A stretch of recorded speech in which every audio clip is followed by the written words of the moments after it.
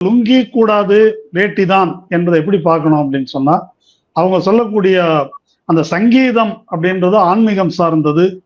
ஆன்மீகம் என்பது பார்ப்பன இந்து மத சம்பிரதாயங்கள் அதோட சேர்ந்தது, அந்த வழிபாட்டோடு சேர்ந்தது.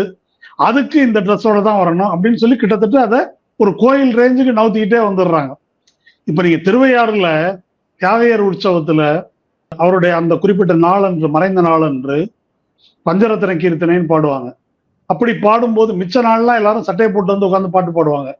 அந்த நேரத்துல ஆண்கள்லாம் சட்டையை கழட்டி போட்டு உட்காந்து பாட்டு பாடுவாங்க. அப்போ தியாகராஜர் அப்படின்றவர் வந்து ஒரு கம்போசர், அவ்வளவுதான்.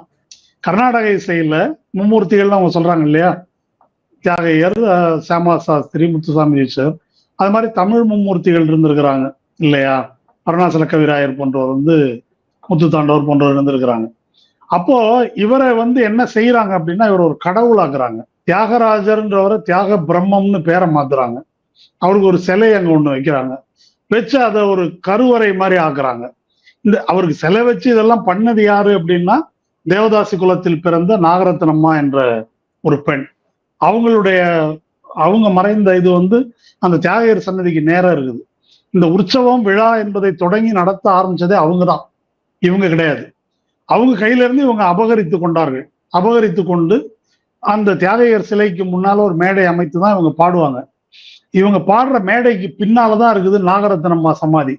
அதை தட்டி வச்சு மறைச்சிருப்பாங்க. எந்த நாகரத்னம்மா அந்த உற்சவத்தை வந்து ஏற்பாடு செய்தாங்களோ, தியாகையர் மீது உள்ள அபிமானத்தின் காரணமா அவங்கள மறைத்து இருட்டடிப்பு செஞ்சுட்டு இவங்க வந்து அந்த கச்சேரி நடத்துறாங்க. ஏன்னாக்கா அதுக்கு ஒரு புனிதம் கற்பிக்கப்பட்டு விட்டது. அந்த புனிதத்துக்கு நாகரத்னம்மா வரமாட்டாங்க. அந்த புனிதத்துக்கு எம்.எஸ். சுப்புலட்சுமி பிறந்த அவருடைய சமூகம் ஒத்து வராது. அதனாலதான் அவரை வந்து ஒரு பார்ப்பன பெண்ணா மாற்றி அப்படி அறிமுகப்படுத்துறாங்க அதை.